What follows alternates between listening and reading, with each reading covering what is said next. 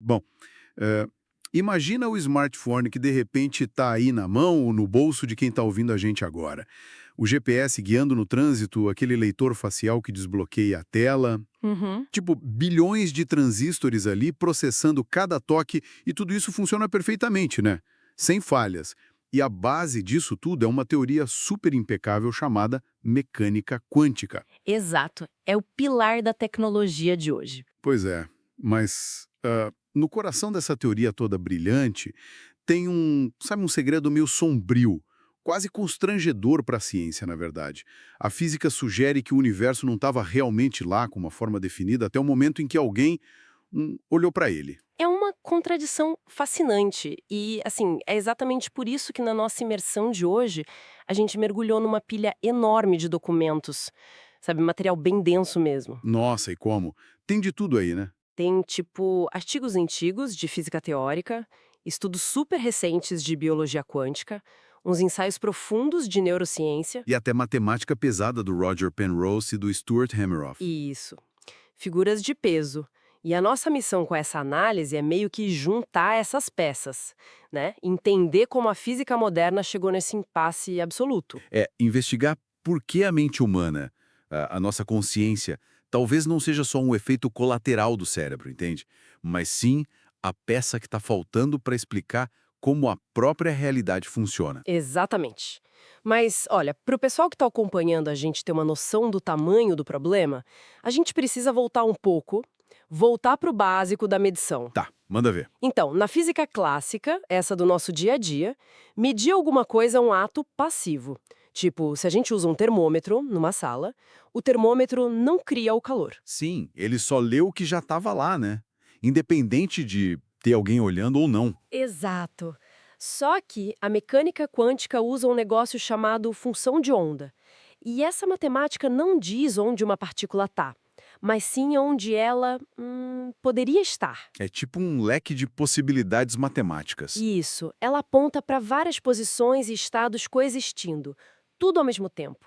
É o que a gente chama de superposição. Uhum. Pelo menos até o momento em que acontece uma medição, certo? Perfeito. No exato milissegundo em que um instrumento mede essa partícula, a função de onda sofre um colapso. As infinitas possibilidades somem. Somem. E só um resultado vira real, sólido. Ou seja, no mundo quântico, a medição não é só passiva. Ela, tipo, força a realidade a existir de verdade. Cara, e o grande escândalo é que a física nunca explicou o porquê disso, né? É o famoso problema da medição. Pois é, ninguém explica o mecanismo. Bom, a gente precisa desempacotar isso. Rastrear onde essa mágica acontece, sabe? Como é que uma nuvem de probabilidades vira algo que a gente toca? Lendo os artigos da nossa pesquisa, eu vi que os fundadores da mecânica quântica meio que varreram isso para debaixo do tapete. Ah, sem dúvida.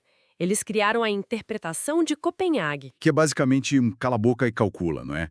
Tipo, não pergunta como a partícula era antes da medição, porque isso não tem lógica. É, foi uma retirada totalmente estratégica.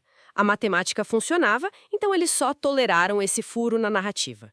Mas aí teve um físico, o John von Neumann, que decidiu olhar direto para o abismo. E ele não tava para brincadeira. Não estava. Ele criou a tal da corrente de von Neumann. Ele provou, usando matemática pura, que o equipamento que a gente usa para medir também é feito de matéria. Uhum. E se o equipamento é feito de matéria, ele tem que seguir as regras quânticas também. Logicamente, sim, se a partícula está em superposição, o detector que toca nela também deveria ficar em superposição. Peraí. Então o detector fica medindo o resultado A e o resultado B ao mesmo tempo. Sim, e a corrente continua. O computador que processa o dado entra em superposição, a tela entra, a luz que sai da tela e entra no olho humano. Os nossos neurônios também são feitos de átomos. É átomo interagindo com átomo o tempo todo. Exato, se tudo é matéria, a corrente de superposição nunca deveria quebrar. Tudo continuaria indefinido. A menos que algo que não é físico quebre essa corrente, né? Esse foi o salto genial do von Neumann. Ele disse que o único lugar onde o colapso poderia acontecer sem criar um paradoxo infinito é no nível da percepção consciente. No momento em que a mente subjetiva percebe o negócio. Caramba. E, sabe, enquanto eu lia isso, eu fiz uma analogia meio maluca com o nosso mundo digital de hoje. Olha, compartilha com a gente. Pensa bem, a gente vive nadando em sistemas de observação o dia inteiro. Tipo, a medição quântica força a partícula sair das infinitas possibilidades e ter uma forma só, certo? Certo? O mundo digital faz tipo a mesma coisa com a gente. A gente tem algoritmos, corretores de dados, vigilância para anúncio. Ah, sim, monitorando cada clique. Pois é, e esse monitoramento constante acaba forçando a nossa complexidade, que é gigante, a caber numas caixas digitais minúsculas, perfis de consumo super limitados. A observação meio que altera quem está sendo observado. Nossa, o que é fascinante aqui é que essa analogia captura certinho o desconforto psicológico de ser vigiado. Mas a gente precisa fazer uma separação física aí. Como assim? A vigilância digital muda o nosso comportamento ou o jeito que somos catalogados, mas a medição quântica força a própria matéria a existir fisicamente no espaço. Não é só um rótulo, é a passagem do nada abstrato para a matéria dura. Isso. E os físicos clássicos simplesmente odiaram essa ideia. Um horror absoluto. Imagino, né? Para uma galera que vê o universo como um relógio de engrenagens, colocar consciência no centro deve soar como heresia. Totalmente.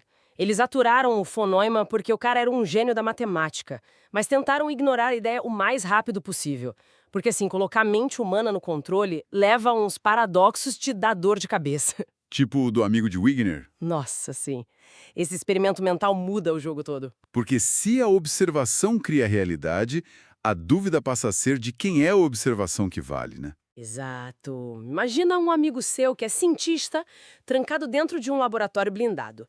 Ele mede a partícula lá dentro e vê o resultado. Para ele, a função de onda colapsou. A realidade dele está definida. Mas eu tô do lado de fora do laboratório, tipo, tomando um café e não vi nada. Pois é. Da sua perspectiva, que está do lado de fora e é matematicamente rigorosa, o laboratório inteiro está em superposição. As paredes, a máquina, a partícula e o seu amigo. Sério, meu amigo vira uma probabilidade para mim. Para sua física, sim. Ele está lá dentro vendo simultaneamente o resultado A e o resultado B. Pelo menos até eu abrir a porta e perguntar, e aí, o que deu? E aí vem a pergunta de $1 milhão da física. Quando é que a realidade aconteceu de verdade? Foi quando ele olhou a tela lá dentro ou quando você abriu a porta? Caramba, se for depender do observador, a gente corre o risco de viver num universo onde outras pessoas existem meio borradas até a gente olhar para elas. É um pesadelo, lógico. E isso joga a gente direto para o maior mistério da neurociência hoje, o chamado problema difícil da consciência. Ah, isso é muito doido. Porque hoje a tecnologia é absurda. A gente consegue mapear neurônio, a gente sabe qual parte do cérebro acende quando você sente cheiro de café. Mapeamento cerebral perfeito. Só que a biologia não consegue explicar o porquê, sabe? Porque o processamento biológico parece alguma coisa do lado de dentro. Porque a cor vermelha tem tipo um sentimento de vermelhidão. Porque a dor dói. A ciência clássica só olha o cérebro de fora, eletricidade, química, mas a consciência, essa coisa em primeira pessoa, é um abismo. Ninguém sabe como a matéria gera o sentir. Mas aqui eu tenho que dar uma de advogada de diabo, posso? Manda, tô pronta. Eu li os argumentos das fontes e eu honestamente sou meio conveniente demais. Tipo, hoje a gente tem inteligência artificial, né? O computador reconhece rosto, dirige carro, processa dados infinitos e não sente absolutamente nada. É vazio por dentro. É verdade. Não tem experiência subjetiva ali. Então, para que o universo precisaria da nossa experiência subjetiva para colapsar uma onda quântica? A impressão que dá é que pegaram os dois maiores mistérios da ciência, o colapso quântico e a consciência, botaram no mesmo liquidificador e falaram, é a mesma coisa. Olha, excelente ponto. Essa é tipo a crítica mais feroz que rola na academia. É o que divide os cientistas. Mas quem defende essa teoria diz que não é só um truque retórico. Como eles justificam isso então? Pensa bem, a física clássica descreve um universo cego, engrenagens batendo, não precisa de observador. Mas a quântica precisa, por conta da matemática. Então, se o cérebro físico não explica a consciência, esses teóricos propõem inverter o jogo. Inverter como? A consciência não seria um acidente que o cérebro cospe. Ela seria a base, o alicerce fundamental do universo. A gente está basicamente dizendo que o universo não estava completo até a consciência surgir para olhar para ele, mas assim, para não virar misticismo, né? Papo esotérico, tem que ter física nisso. Sim, um mecanismo mecânico. Pois é, como um cérebro biológico que é quente, úmido, barulhento, faz física quântica? A gente aprende que isso precisa de laboratório congelado perto do zero absoluto? E esse sempre foi o paredão da teoria, a temperatura. E é aí que entra a matemática do Roger Penrose, juntando forças com o Stuart Hameroff, que é anestesiologista. Uma dupla bem improvável, aliás. Muito. Mas o Penrose, bem antes de olhar para o cérebro, começou atacando a ideia de que a mente é só um computador. E ele usou o teorema da incompletude de Gödel para isso. Cara, vamos destrinchar esse teorema porque ele explode a cabeça. O que o Gödel provou? Ele provou que, em qualquer sistema lógico complexo, tipo um algoritmo, sempre vão existir afirmações que são verdadeiras, mas que o próprio sistema não consegue provar. O sistema é incompleto por natureza. Mas o matemático humano bate o olho e fala, ah, isso é verdade. Exatamente. A gente usa a intuição, sai da caixa das regras e entende a verdade. O algoritmo não faz isso. Ou seja, a mente faz coisas que a matemática mecânica não faz. E esse é o checkmate do Penrose. Ele disse que se a gente compreende o não computável, o cérebro não pode ser só um computador de carne. Tem que ter algum processo não computável por trás. E na física moderna, o que não é computável? Basicamente, só a relação da gravidade com a geometria do espaço-tempo no nível quântico. Aí ele criou a teoria da redução objetiva. Que é a ideia de que a própria gravidade força o colapso da onda, gerando, tipo, faíscas de consciência. Isso. Só que ele era um matemático focado em estrelas. Ele precisava de alguém da biologia para dizer, isso está acontecendo bem aqui no cérebro. E foi aí que o Hameroff apareceu. Com a pesquisa sobre anestesia. E o que ele sacou no centro cirúrgico é brilhante. A anestesia geral desliga a consciência, mas o cérebro físico continua funcionando. O paciente continua respirando, os reflexos estão lá, as sinapses elétricas, que são a parte computacional, continuam rodando. Daí o Hameroff investigou e viu que a anestesia não afeta a conexão entre os neurônios. Ela ataca um negócio minúsculo dentro da célula, chamado microtúbulo. E por muito tempo, a biologia achava que microtúbulo era só um andaime, sabe? Tipo o esqueleto que dá forma à célula sem função ativa. Mas aí eles juntaram as ideias na teoria OR, né? Redução objetiva orquestrada. E propuseram que esses microtúbulos são os nossos processadores quânticos. E aqui o negócio fica, muito interessante. Pensa na célula como uma sopa caótica. Água, enzima batendo, muito barulho térmico. Mas lá no meio tem um microtúbulo, que é um esqueleto de cristal perfeitamente organizado. Exato. A teoria diz que dentro desse tubo cristalino, as partículas se isolam do caos e entram em superposição quântica. E quando a gravidade força o colapso, bum! Surge um quadro de consciência. Tipo um frame de filme. Isso. E milhões de frames por segundo criam a ilusão de um filme rodando. A nossa experiência contínua. Mas e aquela crítica gigantesca da decoerência quântica? Ah, a famosa decoerência. Deixa eu tentar traduzir isso para o pessoal. É tipo, o calor e a vibração do ambiente esbarram na partícula quântica e quebram a mágica antes dela fazer qualquer coisa útil. É tentar montar um castelo de cartas no meio de um furacão, não é? A analogia é perfeita. Por muito tempo, disseram que era ridículo achar que um cérebro a 37 graus manteria estados quânticos. Mas, nos últimos 20 anos, a biologia quântica calou muita gente. O lance da fotossíntese nas plantas, né? Uhum. A ciência provou que folhas usam superposição em temperatura ambiente para testar todas as rotas possíveis e achar a mais eficiente para transportar a energia do sol. E elas resolvem o problema do calor com sincronização. Tipo, criando um escudo contra o tal furacão térmico. Basicamente. Eles chamam isso de superradiância. As moléculas vibram juntas em uníssono e protegem o estado quântico. Aí o Penrose vai argumenta, se uma alga faz isso há bilhões de anos, o cérebro humano obviamente evoluiu para usar o mesmo truque. Tá, faz sentido evolutivo. Mas me tira uma dúvida que ficou coçando a minha cabeça. Assumindo que o cérebro faz isso, o que a gente ganha na prática? Qual problema biológico isso resolve? Resolve um dos maiores pepinos da ciência cognitiva. O problema da ligação. Sabe como o cérebro processa o som num canto, a cor em outro e a forma num terceiro lugar? E cada coisa numa velocidade diferente, né? O som demora mais que a luz. Isso. Mas quando alguém joga uma bola na sua direção, você não vê um show de flashes desconectados? Eu vejo a bola voando inteira, em tempo real. tudo junto. Exato. Mas não existe um centro no cérebro onde essas informações se encontram. E é aí que o entrelaçamento quântico entra. Aquela ação fantasmagórica à distância do Einstein. Ela mesma. Quando as partículas estão entrelaçadas, o que acontece com uma afeta a outra na mesma hora. Espaço e distância perdem o sentido ali. Então, se os microtúbulos de áreas diferentes do cérebro estão entrelaçados, a informação não viaja pela sinapse. Ela já está conectada instantaneamente. A cola quântica que costura a nossa visão do mundo.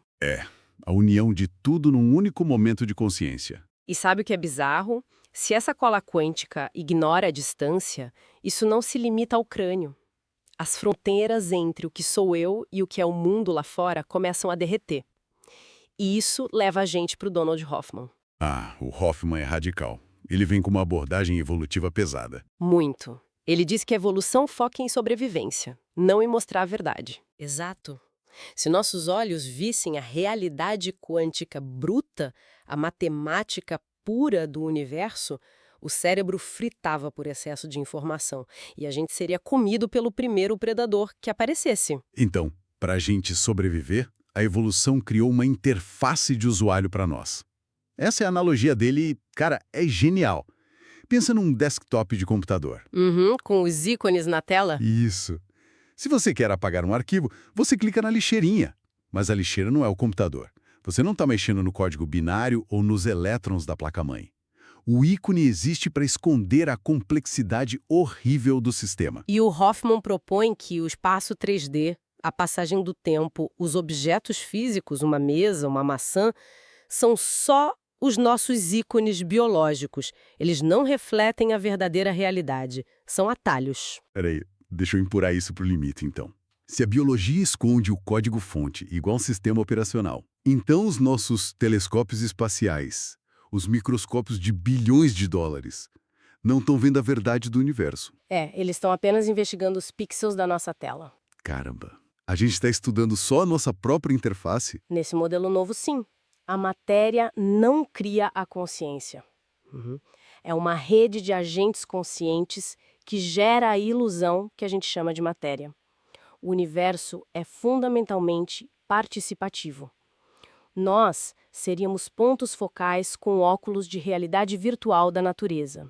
E se a gente for ainda mais profundo dessa toca do coelho, a gente esbarra na interpretação de muitos mundos.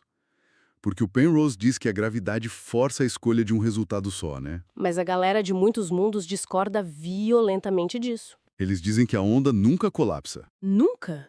Todas as possibilidades da matemática acontecem de verdade. A realidade simplesmente se ramifica.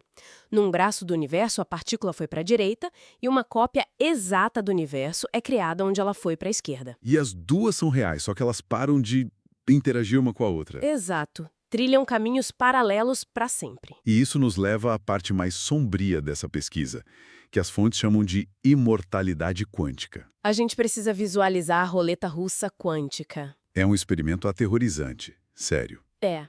Imagina uma arma ligada num detector quântico, sei lá, um átomo radioativo, medindo 50% de chance. A arma tem 50% de chance de atirar, 50% de fazer só um clique inofensivo. Segundo a teoria, toda vez que aperta o gatilho, o universo se divide. E aí a gente precisa separar a experiência subjetiva do observador externo. Porque se eu tô do lado de fora vendo alguém fazer isso, é trágico. Sim, nos universos onde a arma dispara, você vai ver o fim horrível da pessoa. Você, como observador externo, vai ver a morte dela em milhões de ramificações. Mas e da perspectiva de quem está segurando a arma? Aí é que tá. A consciência é a própria experiência, certo?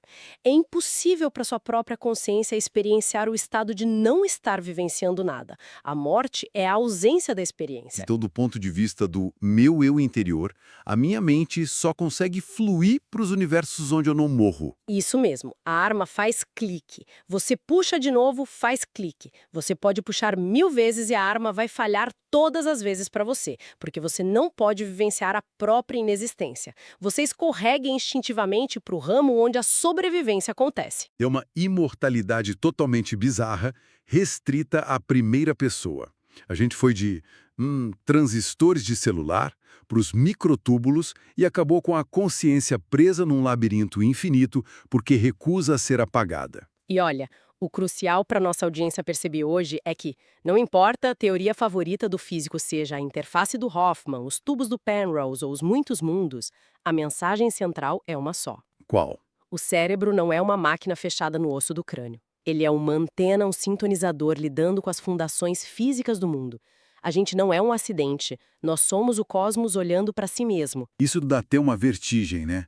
Imaginar que o chão que eu piso só vira chão de verdade quando o meu sapato toca nele. Dá vertigem porque tira a gente da posição de espectadores distantes, mas nos coloca de volta no centro do espetáculo, como peças vitais da realidade. Para fechar a imersão de hoje, eu queria só voltar naquela imortalidade quântica e largar um pensamento no ar. As fontes não dizem isso na lata, mas fica óbvio nas entrelinhas lógicas de tudo que a gente discutiu. Ah, eu já imagino onde você vai chegar. Se a nossa consciência foge do fim, ramificando para os universos onde a gente continua vivo, o que acontece com a velhice e o nosso senso de tempo? Essa é a extrapolação absoluta. Se o seu eu nunca observa o próprio fim, a gente estaria em rota de colisão com um presente perpétuo, não é? Exato, os corpos dos outros envelheceriam, a degradação aconteceria, a chance matemática de acordar seria quase zero, mas a mente continuaria pulando para um galho cada vez mais estreito, só para não apagar a própria luz. Um funil microscópico de realidades super improváveis, apenas para satisfazer a regra de que a observação não testemunha a própria ausência. Da próxima vez que o pessoal que está ouvindo a gente olhar para uma coisa simples, tipo uma xícara de café ou a tela do celular, pensem nisso. A solidez desse mundo pode ser um presente da nossa própria mente processando a realidade. A gente achou que era plateia nesse teatro do universo, mas talvez a gente seja o próprio palco.